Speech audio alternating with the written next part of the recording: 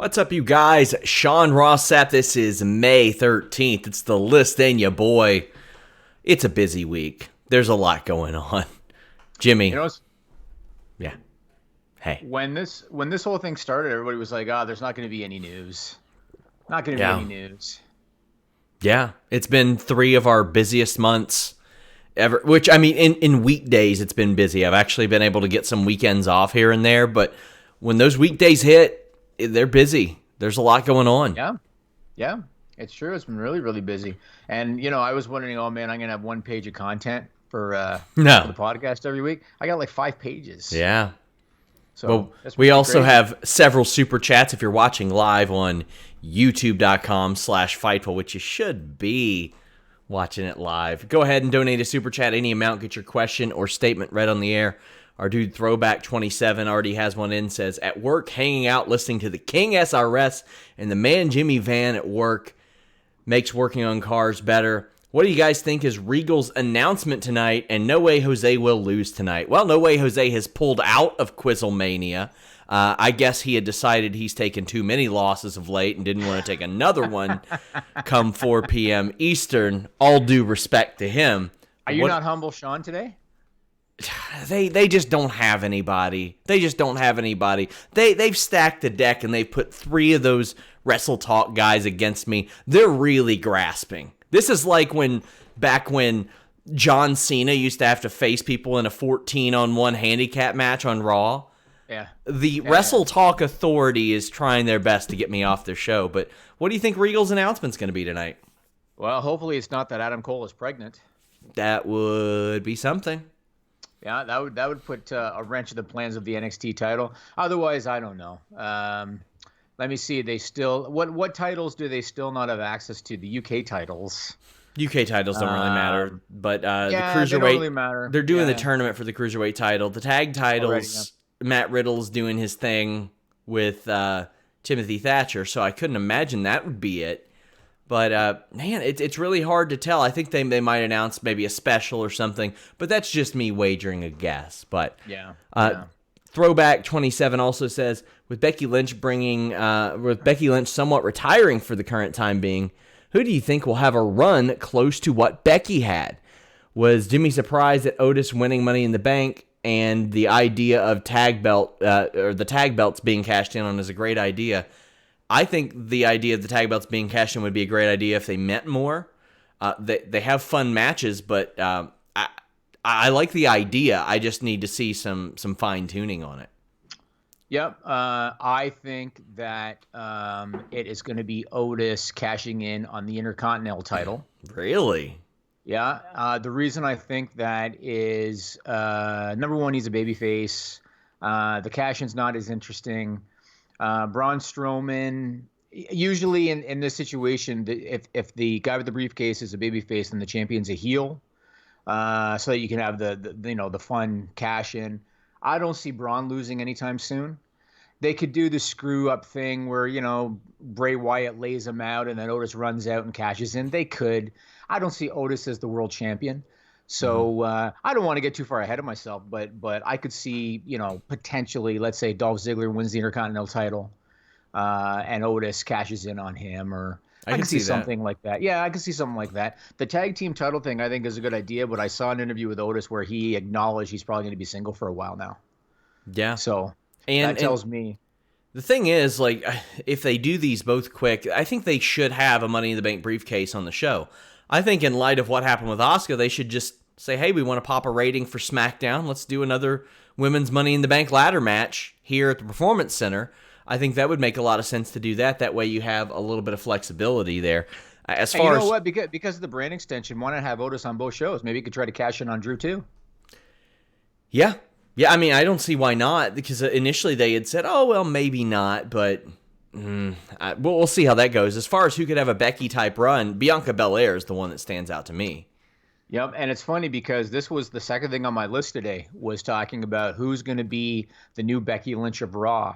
Mm-hmm. And the way I look at it, there's really only 3 choices: Bianca Belair, Liv Morgan, or Zelina Vega. And Zelina Vega can go, don't get me wrong, but she's better in her role, I think, now. Bianca Belair is the choice, I think. Liv Morgan's got potential too, but of course they cut the legs up from under her with Charlotte.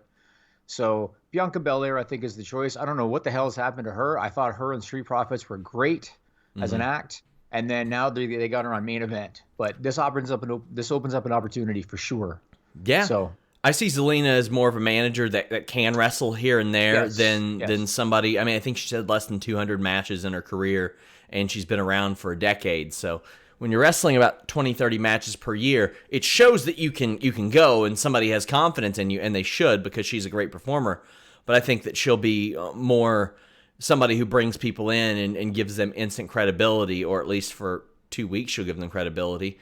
Bianca is the one that stands out to me. Liv Morgan, I like that idea too. I think she would be a really good one. My thing is, why not both? Why not both? Because that's what they used to do. And you know what? Asuka's had a hell of a run. Now, obviously, her English is limiting, and Asuka can never be Becky Lynch because of her English. But look at the run she's had, Sean. Like, she's had an incredible run on the main roster. So she's someone that could step up to the plate too, and take some of that spotlight. But again, with her English, she'll never be in that position. Yeah, and Bianca Belair, she stands out as one that just understands it. She's got some fine tuning to do in the ring that she will do as experience comes along. But that's the one that stands out to me. Tim Traver says, "Happy Hump Day, Fightful." Definitely happy Hump Day to you too. And and Matthew Garrett says, "Showing love, keep going, homies." Anything else? I mean, obviously Becky Lynch, we're talking about it right now, so we might as well just continue talking about it. Announced her pregnancy on Monday. That's a big deal. That's absolutely. You know what's funny is they were predicting when this whole thing started that by the time it's done, there's going to be a lot of pregnancies and a lot of divorces. Yeah. And there you go. I mean, let's be honest. I mean, this is big news for her and for Seth Rollins, and you can see the emotion in Becky, and she doesn't usually showcase that kind of emotion on television. So obviously this is a big thing for her, and having a child is a blessing, and I can tell you that as a guy who hated kids my whole life, and now I got two, and they're the best thing in my life. So it's a blessing. But I will say this though, for Vince McMahon, this is bittersweet. And obviously he's going to be, you're my, longtime star, and I support you, and congratulations, and it's great news. This is bittersweet. And if Vince McMahon doesn't say it's bittersweet, then he's lying, because your biggest female star, arguably Charlotte's up there too, but your biggest female star and one of the biggest stars in your company is now gone indefinitely. And once she has the kid and once she comes back, she's not going to want to work a regular schedule anymore. So, and she might not want to take a lot of bumps anymore. Like, cause she might be, you never know what her mindset's going to be. Yeah. I mean, this is a woman who did retire for years at one point. Right. And already had her foot in the door for acting with apparent interest from Hollywood and Marvel and all that. Joe Holbert and Jeremy Lambert did a great job covering that on the Distraction podcast about Becky Lynch's interest from the acting world already. But yeah, the thing is, you just never know how somebody's going to react to it. You might have someone who wants to create a body of work for their kids to see. You might have someone who, Becky Lynch, when her kid's 5 or 6, and maybe she hasn't wrestled that much, and her kid takes a look and says, "Mommy, you used to do that?" And she's like, "I'll show you that I can still do that," type of thing. Because we have seen that happen multiple times. Often. Yep. Goldberg credits his return to letting his kids see what he could and apparently couldn't do in the ring. And yeah, I mean, a lot of them. I mean, Trish Stratus. I mean, she loved the business, but also her kids were old enough that they could watch her. Beth Phoenix. And even Edge. Like Edge, wanted his kids to be able to see him too. But I do think when she comes back now, it's going to be different now. And Seth Rollins, who knows if he's going to want to be full time? Yeah. You never know. You never know. I'll tell you what, if they wanted to relocate to Orlando, you could have a lot worse people working in the Performance Center full time than Becky Lynch, helping out people too, especially women there. I mean, you got Shawn Michaels there right now, and there's some good and some bad with that, but you don't get the likes of Trish Stratus and Lita and people who have been to the tip top working with younger talent a lot. Lita did for a while. But that would be really, really awesome. I think there's a plethora of opportunities for Becky Lynch. She can do about anything she wants after this is done. And if she becomes a part-timer, whatever. I do think it's funny, though. Last week she had put herself on the cover of the Part-Timer magazine. I wonder if that was a hint. Might have been. I think so, too. Obviously, she knew. Yeah. Like, I don't know how far along she is, but typically you don't announce it until you're 3 months. Yeah, due in December. Oh, is that confirmed? Yes. Okay, due in December. Okay. What's the math on that? How far along is she? Right around the time that WrestleMania filmed or aired, it depending on how late into it was. But Matthew Garrett says, who do you think WWE should call up or put the machine behind to help turn things around? Drew is great on Raw. SmackDown needs life support. So, Jimmy, I pay attention to the YouTube numbers a lot, not because it tells you how many people are watching something, but it's good as a comparison tool to see who is watching something and who isn't watching something. Drew McIntyre is hitting a level on Raw of his YouTube numbers that no active wrestlers had been getting to except for Roman Reigns. Braun Strowman, 1 million consistently at the beginning of the Bray Wyatt feud. It had petered off significantly towards the end. I think that ultimately the thing is they just have to build stars. It's been the same old story we've been talking about for over 3 years on this podcast. They have to build the stars to be better than the marquee. That's it. Yep. We're kind of jumping all over to different points. We got super chats, man. We got super chats. Okay. Well, let me say this first. So they've announced that they are at least temporarily suspending the brand extension, and I heard that and I thought, all right. On the one hand, they've got limited rosters.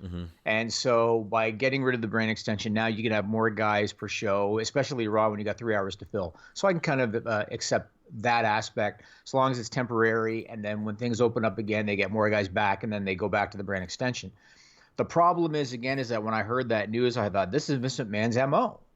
This is what he's done time and time again. When the ratings are down, he's got no answers.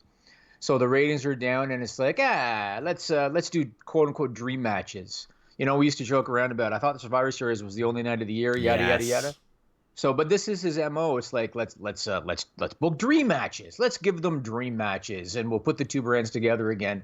It's not going to do shit. Yep. And you know the other thing that's very interesting to me and very telling is, so they end, at least temporarily, the brand extension. Who are the first 2 talents that are jumping brand, Sean, that they've announced?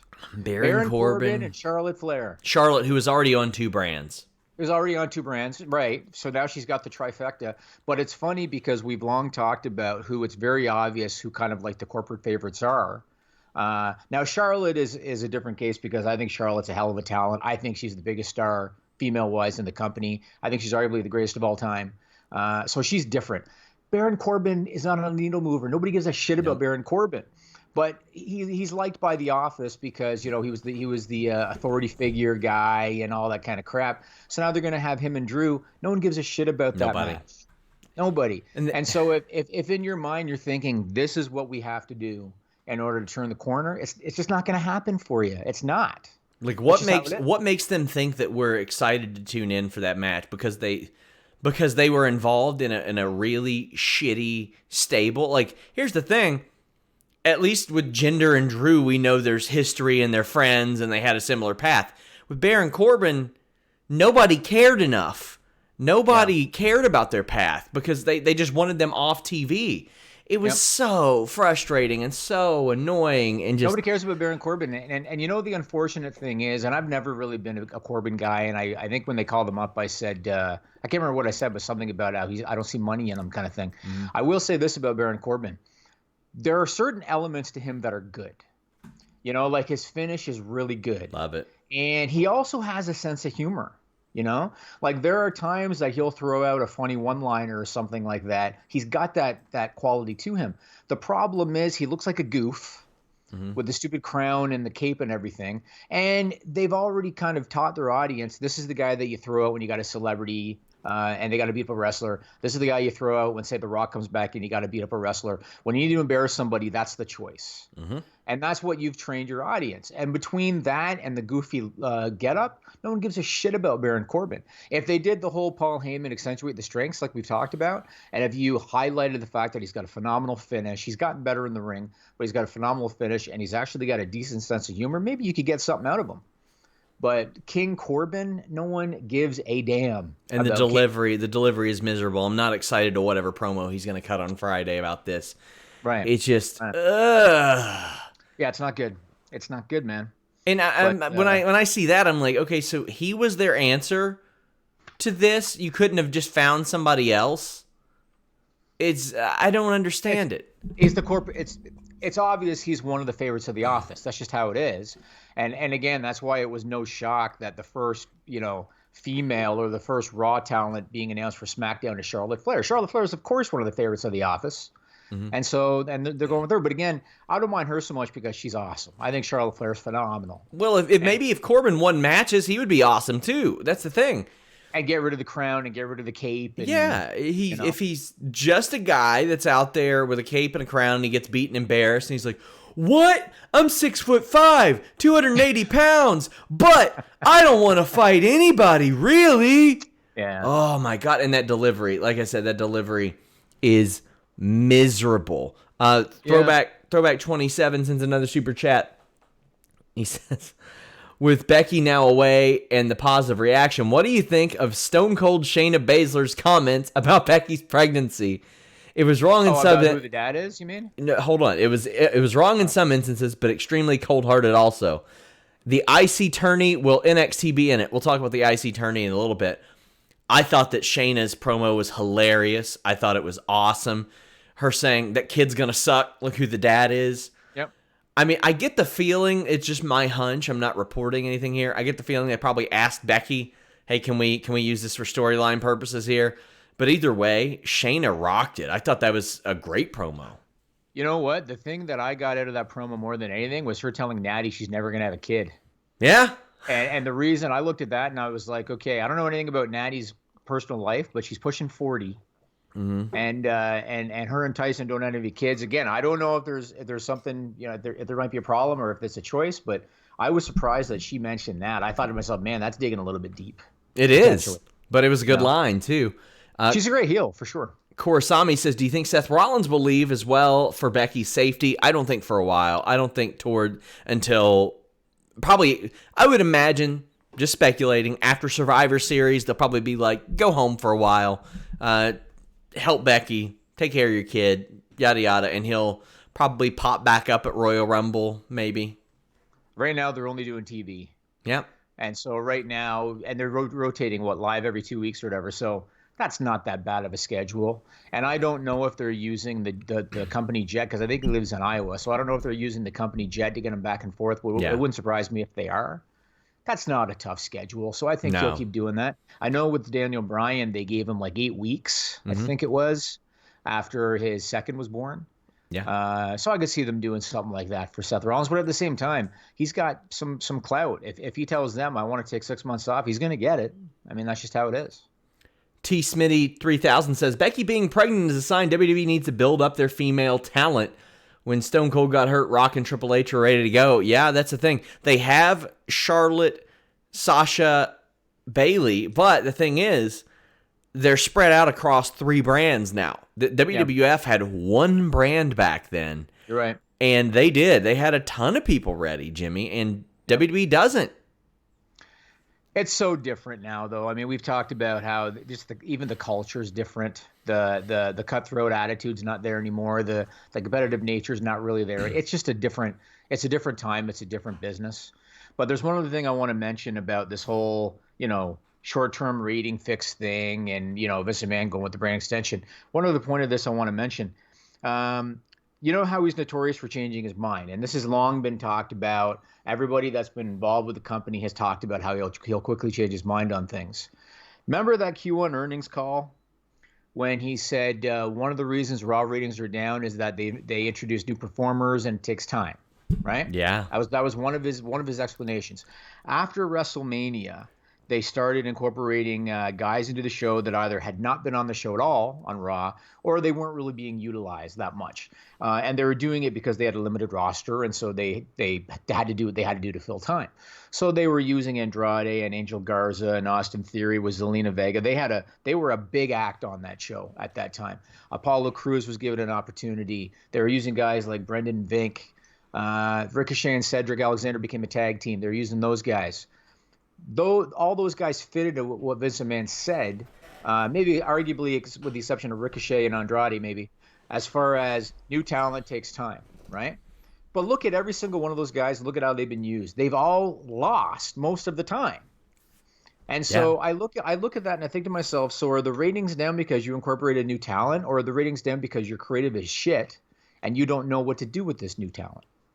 And I would say the latter. I've been bitching about 50-50. I've been bitching about jobbers beating these guys for no reason, because Brendan Vink and Shane Thorne came back and lost a 6-man this week. And whatever, MVP never wins. Who cares about that? But like at some point, I don't want to watch losers on TV. No, that's just it. You don't. And even though Cedric and Ricochet got the win, it was R-Truth who scored the pin doing the dumbest, stupid little Ricky fake teeth bullshit. Yeah. And that was the focal point of the match. Like Cedric and Ricochet, as soon as the pin happened, they were gone. I'll have people say, "Oh, well, there are people in AEW that are 50-50'd and or above barely at 500." Yeah, but they've established that their records mean something. And it's more NBA than it is UFC, because UFC fighters don't fight every week and wrestlers do. But when you 50-50 everybody and nobody gets momentum, then you tell me the week before the pay-per-view, momentum is so important heading into a match like this. Yeah. But then a person loses on the pay-per-view and they immediately get a title shot. What does that tell me? Well, it tells me that momentum doesn't mean jack shit, because you're going to give somebody a title shot anyway. It tells me that momentum doesn't really matter at all because everybody's 50-50, so nobody gets momentum. It sends a bad message. There are just some people that are better than other people. Justin Gaethje and Tony Ferguson did about 700,000 buys because they're exciting, and Tony Ferguson was better than everybody. That's pretty much it. It certainly wasn't because of Henry Cejudo and Dominic Cruz. That I assure you. But it just sends a really bad message. But you guys can send a message if you all want to send a super chat. We've had plenty of them. We're getting to the last couple right here. Kyle says, going back to a topic a couple years ago, but Sean, what did you think of the Kurt Angle Desmond Wolfe feud in TNA? Would you ever write something on that? Much love from Scotland. Helping with WFH. I probably wouldn't write anything about that. It probably wouldn't do... honestly, my time is better served doing shows like this or something like that. If it comes up in a retro review, I'd definitely cover it, but it's not something I'm going to dedicate a lot of time to because it's not going to get that return for what we do at Fightful. I'm not going to say that nobody will. If we get to the point where retro reviews are a top draw or something, then I'll do that, but I liked it. I thought Desmond Wolfe was great in TNA. It's a shame his career ended early, but yeah, I liked it. And Rob Wilkins rounds out the super chat saying, Jimmy, when you started to watch wrestling, who were your favorites? Sean, is it true that Vince has a problem with tag team wrestling, or is that a myth? Yes, he has a problem with tag team wrestling. I have an interview with Mordecai, and he was being called up with Tyson Tomko in 2005, and he says that he went into Vince's office, presented a bunch of ideas for the team, and Vince said, no, fuck that, I don't want tag team wrestlers, come up with something else. It was 2004, rather, and he came up with the Mordecai gimmick, but Jimmy... wasn't one of Hunter's initiatives with NXT back in the day to kind of bring tag team wrestling back. Yeah.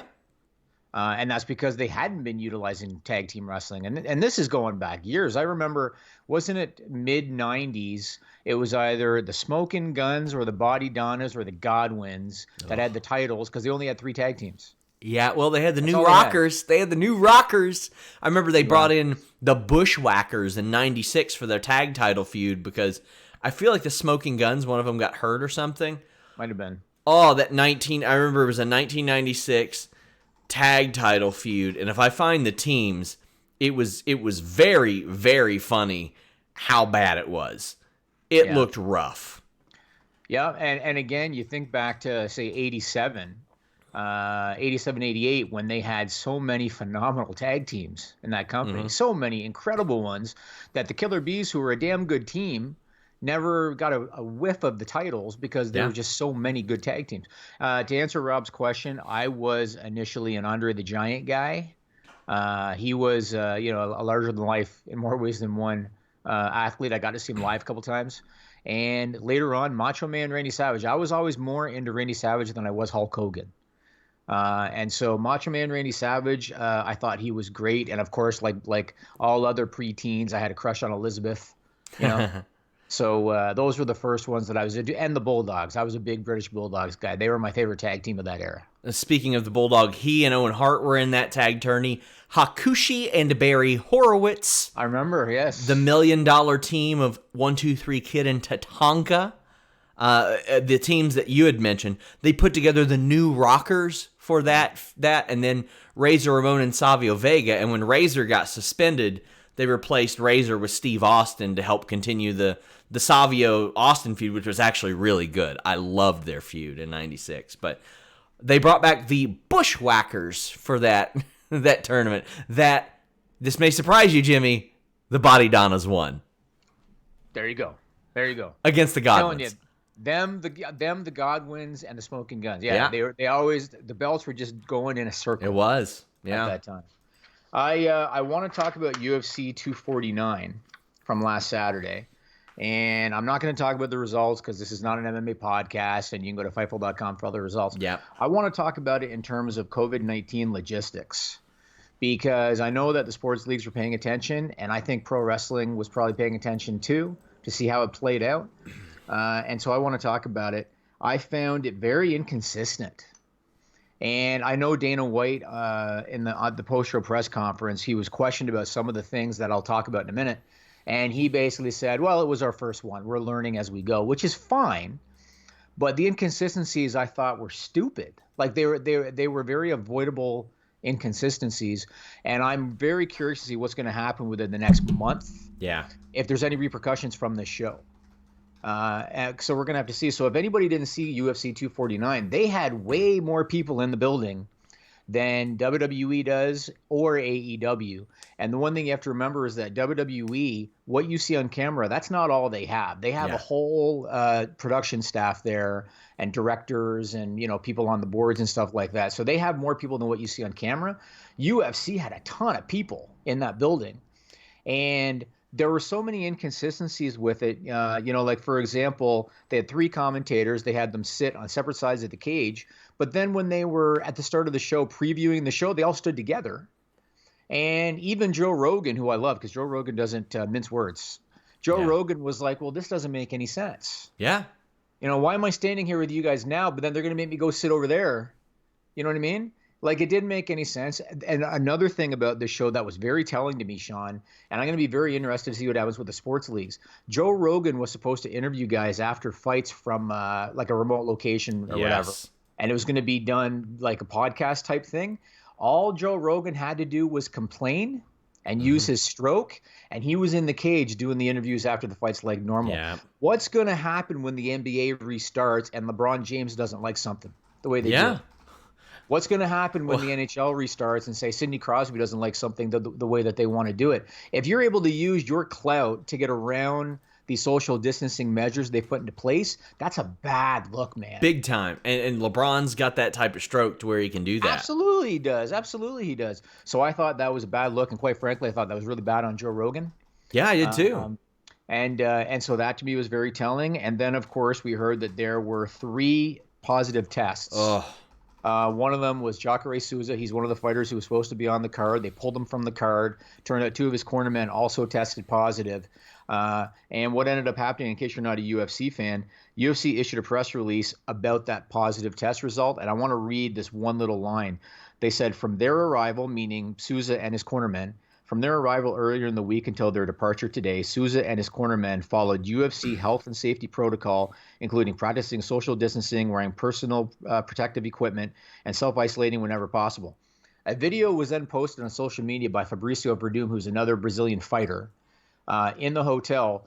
Everybody was hanging out together, including Jacare Souza. Now, granted, in that clip, he was wearing a mask and gloves.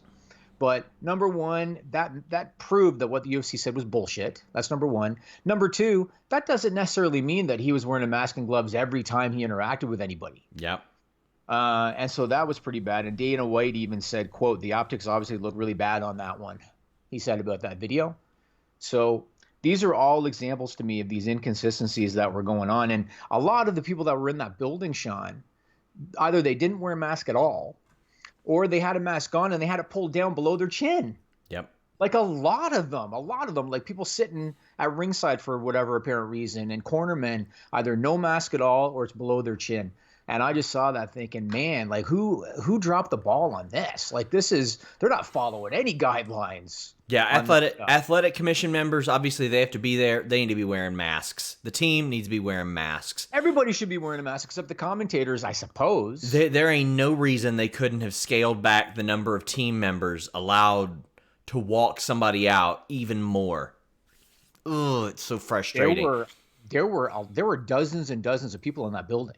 Yeah. And that was just what you could see on camera. You know, that's not even talking about the directors and producers and all that stuff. Just the ones on camera. Dozens of people in that building, a lot of them not wearing masks. And the thing people got to understand is that these tests are not perfect. We've seen a lot of false negatives and stuff like that. Yeah. And I thought to myself, Dana White afterwards said it was a big success, and obviously 700,000 buys is what they're reporting, and that's a big success. But I want to see in, say, 4 weeks from now, if we start to hear about, oh, that guy tested positive and that guy tested positive and that guy tested positive, because they're not slowing down on this. They're going to be pumping out shows every few days in order to make up for the time that they lost. And as Pro Wrestling Unlimited says in the live chat, even though he didn't pay us nothing, he says, I never once saw Dana White with a mask on. It's true, too. Jeez. And I loved their embedded series. I mean, it's always really good. It's fantastic, and it showed the links that they went to. But they also undermined a lot of that. Like here in Kentucky, specifically where I live, Jimmy, it's almost miraculous how fortunate we are. Like up into the mountains, up into West Virginia, we're super lucky. So when our governor is like, hey, well, we're not going to let the 50% in the restaurants that a lot of people are, we're letting 33% in. People are like, oh, why, if we're doing so good? Well, because he wants us to continue to do well. Right. UFC is taking all these fantastic measures and then undermining a lot of it. And yes, that's very frustrating to see. And they're better than that. They've got the money to do better than that. Throwback 27 has the money to send a super chat and says, Jimmy, what would you do if someone actually subscribed to the $5,000 Fightful Select tier? I would honor whatever the tier is. I remember, so the first thing that I should say, because I know that a few people in the past have kind of ripped us about that tier. Oh, yeah. That's a joke tier. Yeah. That's not meant to be real. And as a matter of fact, I think I told the story about the $1,000 tier. I had to hit up Justin Roberts to see if he really would do the ring entrance again. Yeah. Because I hadn't talked to him about it in so long, and we didn't think anybody was going to actually subscribe to it. So the $5,000 tier is a joke tier, but if somebody did get it, we would honor it. But now, granted, we can't do it until the pandemic's over. Yeah, because that involves flying somebody out. I had to actually move up that $1,000 tier to a $1,500 tier because Justin Roberts doesn't come cheap these days, Jimmy. And well, he actually told me because he used to do stuff like that a lot. He would like do recordings for weddings and stuff like that. When he started with AEW, he stopped. Yeah, he told me the story backstage at AEW when I got my haircut. He did. Oh, there you go. He approached me because he had known me and stuff from via you, and he had told me that story. But yeah, I should probably revise that and look at it because the Jeff Jarrett laser engraved guitar ain't in great shape anymore. One of my cats knocked it over and it broke. As soon as we get off Patreon, we're just gonna have one price, just like some of the other paywalls people might be familiar with. So we're gonna get rid of the tiers and just have one monthly price, and then that will kind of take care of itself. That'll be that, and I'm very excited about that. Oh, I can't wait because when we get on Fightful.com, when Fightful Select becomes a paywall on Fightful.com, there's so much more stuff I can give you guys, and there's so much more freedom, and there's so much more stuff that I can make exclusive to our subscribers. Because like our match ratings and stuff, I would love to just make that Fightful Select, but I want that documented on our website. So right. I don't want to just put it up on Patreon. Throwback also says, SRS, I will buy a Bengal jersey if Gronk has the 24/7 title through the Super Bowl. What do you think about the state of Arizona opening up to professional sports? I'm not that educated about the Arizona situation.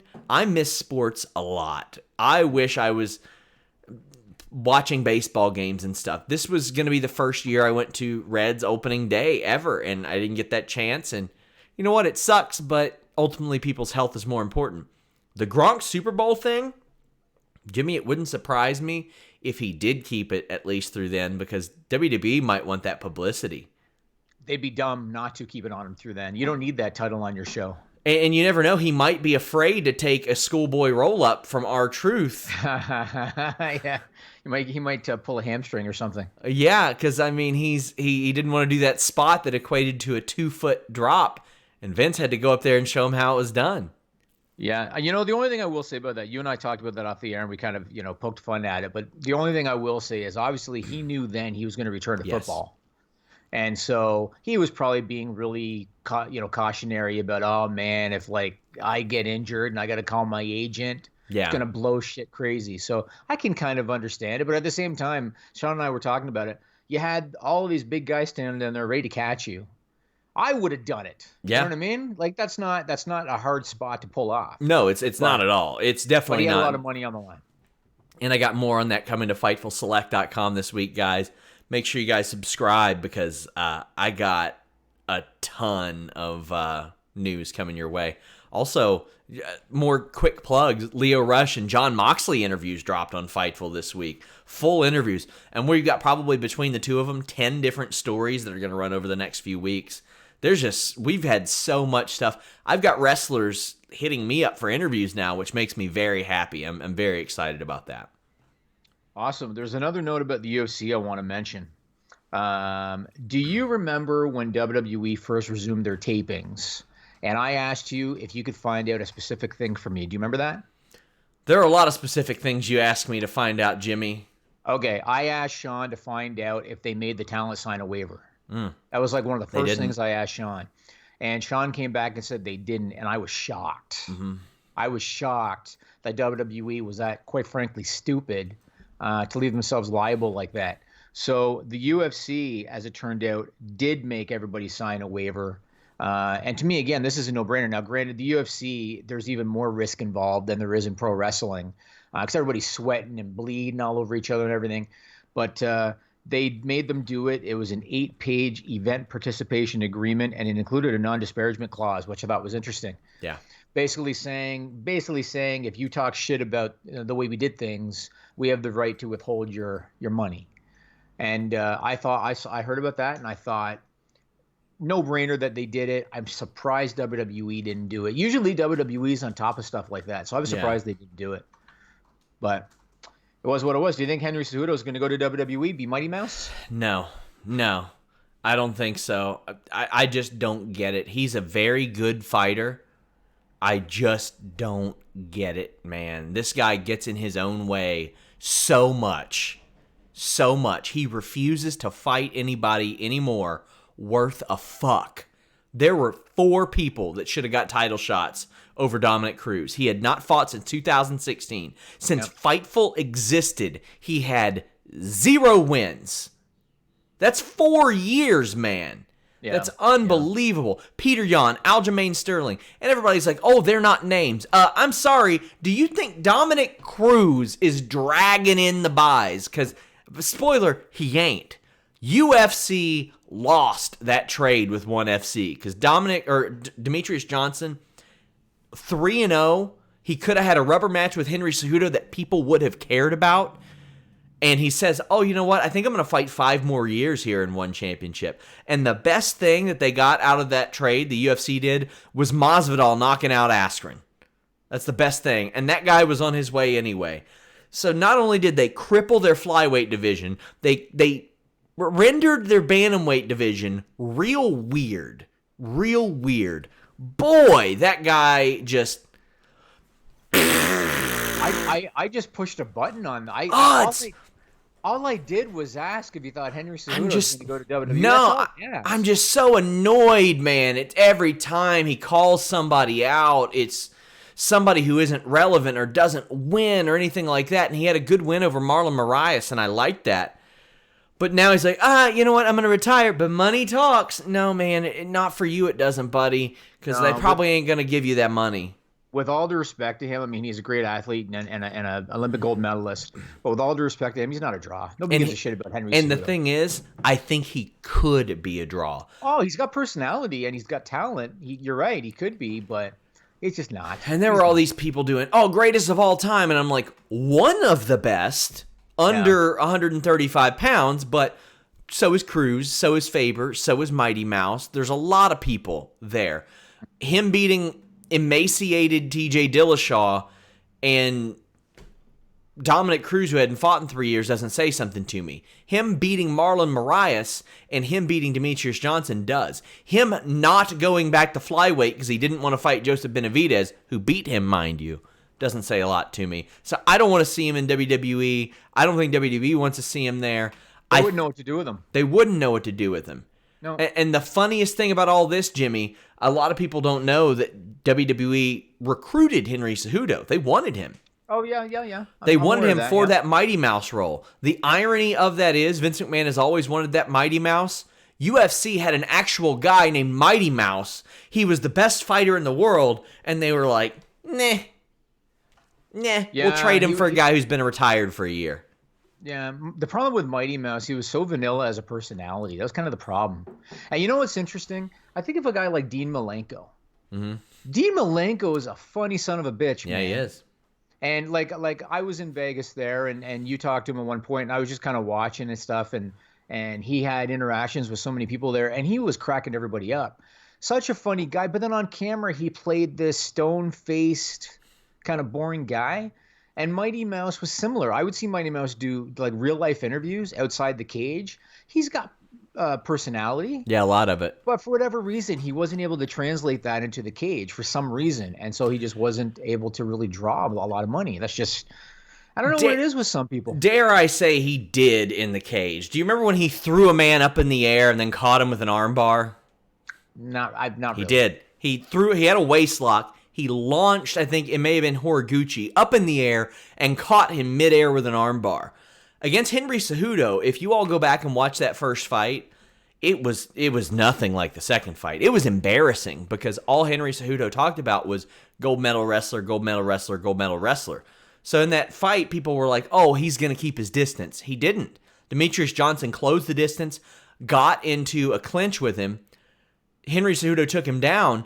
And if you watch that fight, Demetrius Johnson was like, I'm kind of bored here. I'm going to launch you 3 feet up in the air now.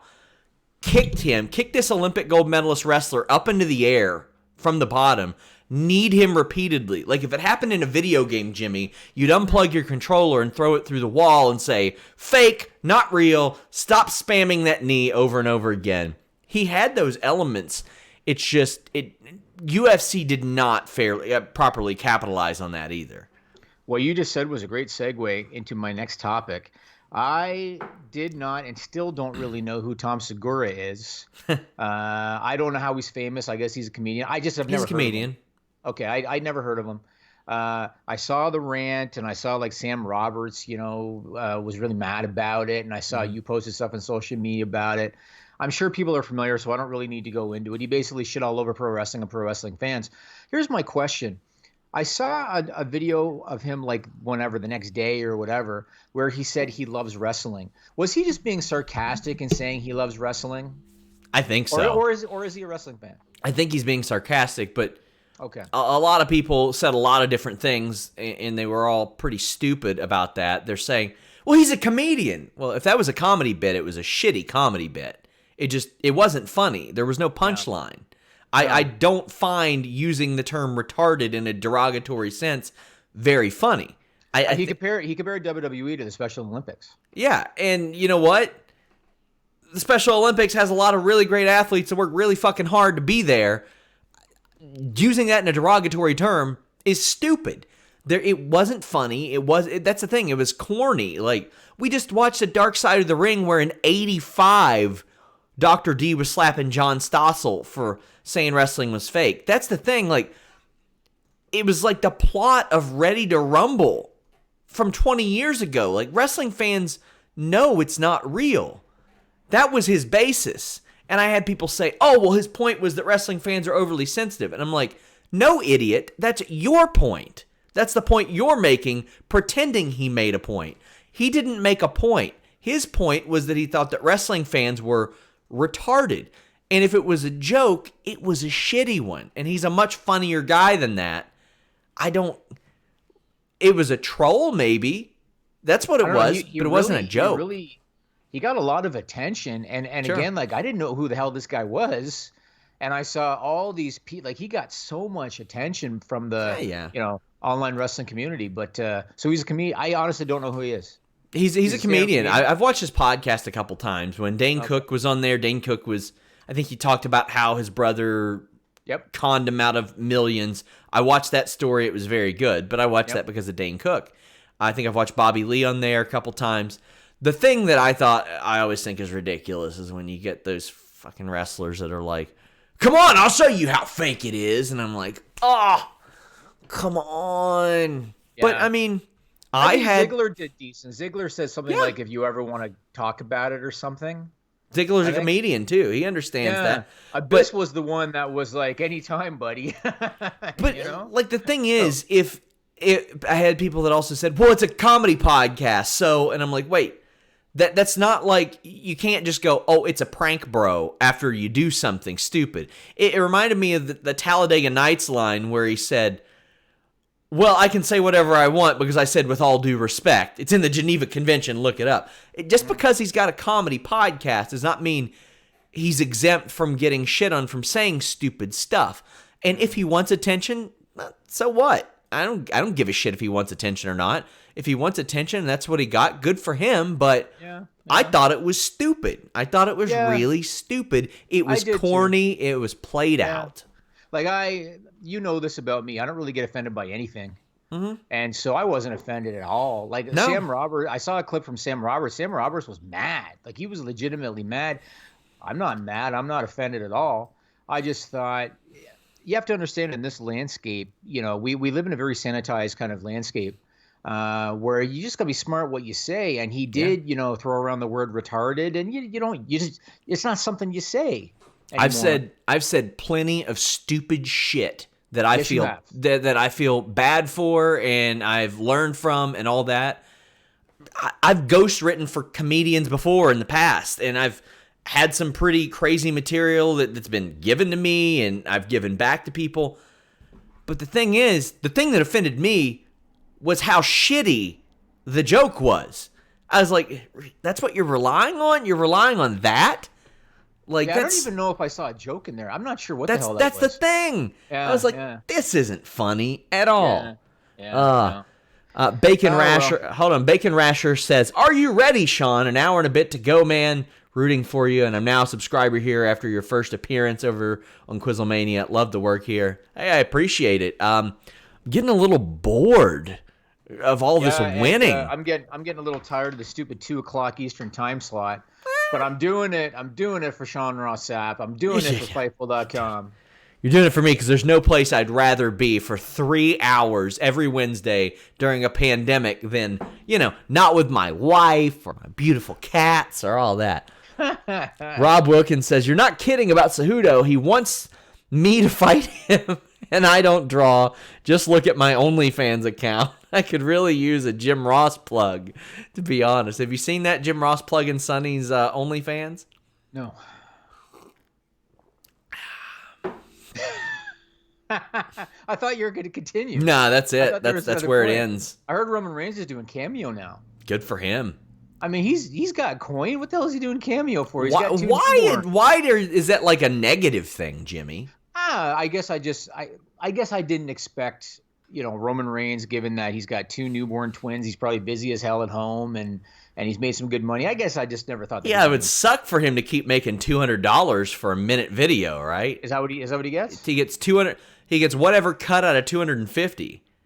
He cleared a cut of 250. Okay. He cleared 1,500 his first day. How do you know that? Because it shows you the videos that are public on his Cameo page. Oh, And you can see that. He had at really? least 6 of it. He had 7 reviews, which means at least 7 people ordered that. So he got a smooth 1,500 his first day. Oh, good for him. Good for him. All right, so we're going to go to Stupid People. And, a few weeks ago, I had said if anybody wanted to contribute their own rendition of the stupid song, I would air it for you guys. We have one this week. This is from Matthew Ryan Reynolds. I got to say, man, this guy's got some chops. Yeah. He's got some musical chops. He does. This is pretty damn good. So this is going to be the Coronavirus Edition, Part 6. Sean Ross Sapp. And it has never been easier for me to find Stupid People stories than right now during this pandemic. So I have to do the old iPad again because I do not have Camilo producing for me. But here is Matthew Ryan Reynolds' rendition, and this is quite good. Dum dum dum dum. Dum dum dum dum. Dum dum dum dum.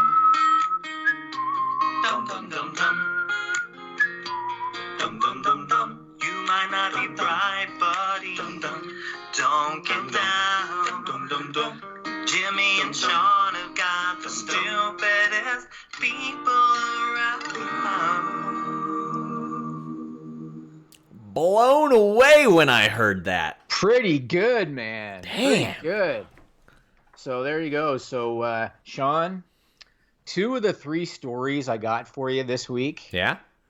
I would almost think they're not real. That's usually how it plays out. It is, but these are so mindlessly stupid that you would think that they're not real, but they're real. And I always vet them, and I always check for multiple sources. And Okay. I'm not the journalist Sean Ross Sapp is, but I vet my stories. I'm a wrestling media shit poster. That's what I do to Fair. expel any responsibility from myself. Well, this first one was reported by WSB-TV Atlanta on April 30, and this is crazy, man. This is crazy. We've talked before about Georgia State Governor Brian Kemp. Yeah. Now, I want to make it clear I am nonpartisan. I do not talk politics and religion on this podcast. Brian Kemp, to me, comes off like a real dumbass. But first he didn't know after 6 weeks that you could be asymptomatic. Oh, yeah, him. Then he was, I think, among the first, if not the first states to open. And now here's another one from Mr. Brian Kemp. So because of multiple closures, various closures due to COVID-19, the state of Georgia had a backlog of 30,000 road test applications. All right? What did Mr. State Governor Brian Kemp do to try to get around this big backlog of road test applications? His dick fell off. This is real, and it's amazing. He dropped the road test requirement for teenagers applying for their driver's license. And according to CNN, nearly 20,000 teenagers have now received their driver's license without taking a road test. That is one of the dumbest things. That's going to... Oh, my God. So, do you know... Have you ever heard that stupid-ass argument that some people have? Oh, well, I might walk outside and get hit by a bus, so why can't... They really might now. Atlanta, look out. Yeah, that's a legitimate thing, because everybody are like, oh, well, you can get hit by a bus. Why not? Why do I worry about COVID? Well, one, getting hit by a bus isn't contagious, but it might be now. All I got to say is, I don't know anything about his campaign when he got elected, and I don't know what he promised. I don't know what his accomplishments were. If he is up for re-election, because I don't know if he wants to go in again, but if he's up for re-election, if he gets re-elected, then the citizens of Georgia deserve everything they get from this guy, because this has got to be the dumbest politician. God. And there's a lot of dumb politicians. Sean. Oh, yeah. We just had a governor. We live in a super, super Republican state in Kentucky. And he was so inept and shitty and bad that he narrowly lost. They could have ran a steam mop against any Democrat in Kentucky, and he would have got voted. But this guy was so bad he got voted out. I think that's probably where old boy Kemp is about headed. He's got to be the most inept politician. He's up there. I think I've ever heard of. And this is all within a period of a month. All these things have happened in a month span. Yeah. It's crazy. It's crazy. This next one. This was reported by the Miami Hurricane, which is the student newspaper of the University of Miami, on April 30. This is one of those where the process is dumb as opposed to the person at the center of it. Yeah. Kind of, although he did something stupid. But so there's a professor at the University of Miami. His name is John Peng Zhang, or Mr. Zhang, they call him. He was conducting a business analytics class over Zoom. Everybody's doing Zoom classes now, course. right? He shared a screen with the students, and they spotted something unexpected. Oh, no. What they spotted was a bookmark tab, and you could only read the first bit of text, because the tab is too narrow. Mm. The first bit of text that you could read on that tab was, quote, "Busty college girl F you." That's what you could read on the tab. Busty college girl F you. Do you remember that when that happened with JBL? Somebody took a picture of his laptop screen at Raw, and he had searched for some female bodybuilder nude on the screen. With JBL, doesn't surprise me with JBL. I know stories about JBL that I can't tell you. I think I hinted to you one time. Yeah. Anyway, so as Professor Zhang continued to teach the class, various students took video clips showing his tab, showing his screen, posted it all over social media. The TikTok original video garnered over 800,000 views within just a few hours. A couple of days after all this happened, it was time for the next Zoom class. Mr. Zhang is inexplicably absent from the class. Yep, and then there was a statement released by the university saying that he had resigned his position. Probably forced to. Probably. And I heard that story and I thought, for what? Yeah. What did he do? He didn't do anything. The only thing that he did was be stupid enough to leave it on his bookmark tabs. That's private. It's private. I don't care what he does in his private time. I agree. Unfortunately, him sharing that screen made it a very public time. But yeah. I mean, one thing if he shared his screen and while he's got that tab up, he's like naked from the waist down, masturbating on, during the class. Yeah. All it was just a tab on his. The interesting thing is I read the story and now a lot of the students are actually have a lot of guilt about it because students do stupid shit and they don't think about it, so a lot of them have a lot of guilt. And I guess those students don't beat off.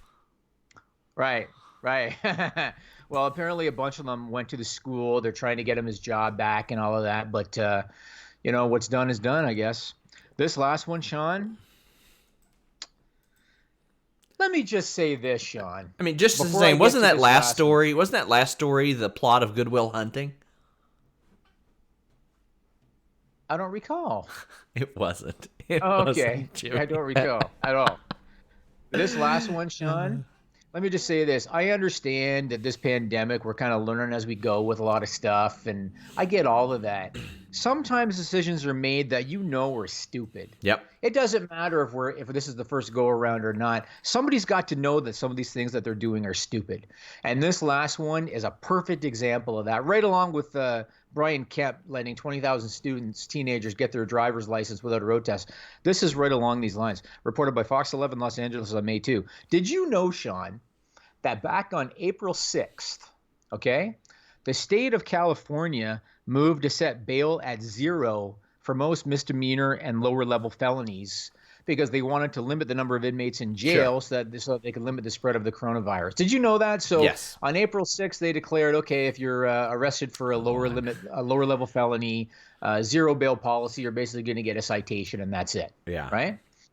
So on the morning of April 29th, officers in Glendora, California, responded to a call of a man attempting to break into a car.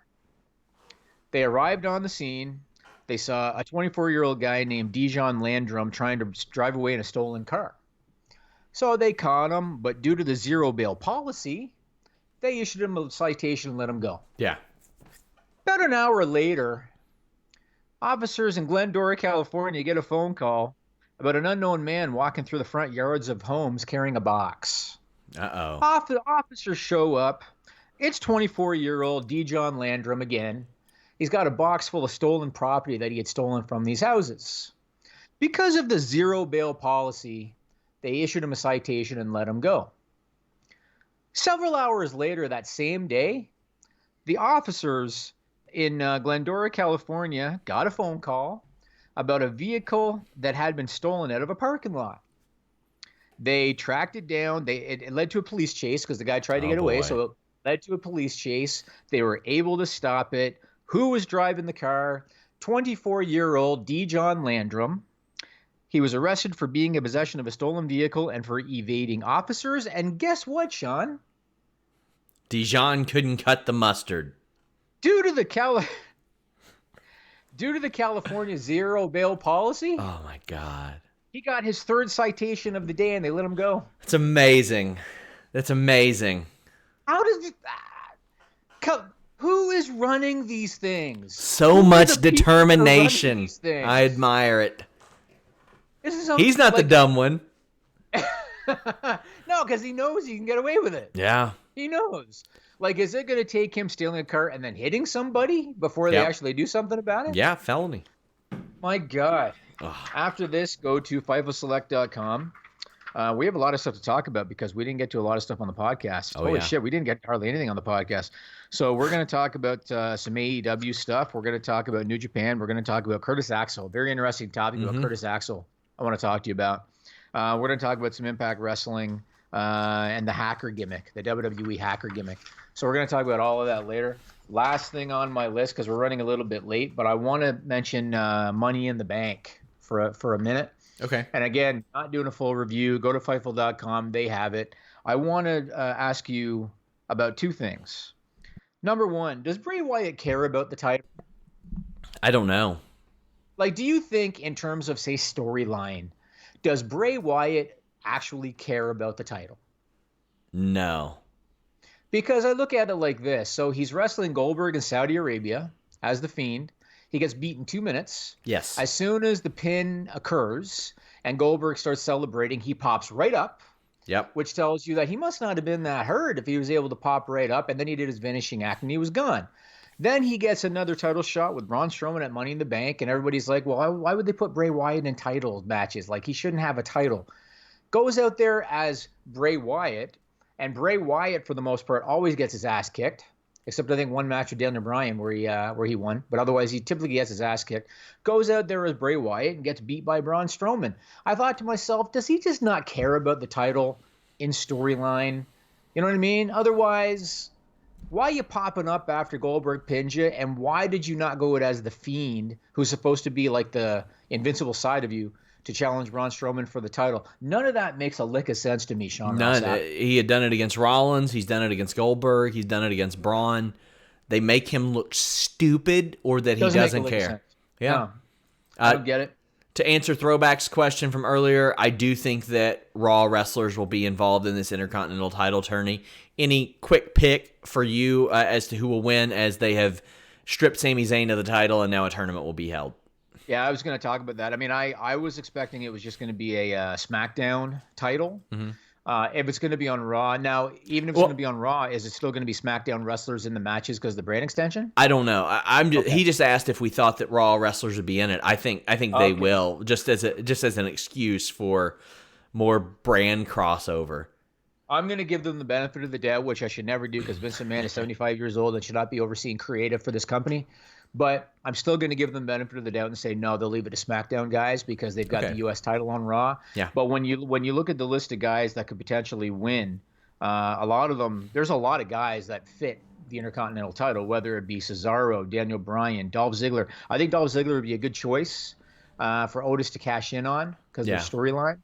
But Dolph Ziggler, Drew Gulak could be an interesting choice. Jeff Hardy could be an interesting choice. It'd be weird for them to not put The Miz in it, considering he's one of the most storied Intercontinental champions ever, too. Yep. The Miz, Sheamus could be a choice. Shinsuke Nakamura could be a choice.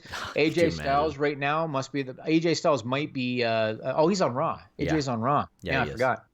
But no, there's a lot of guys that could potentially win that title.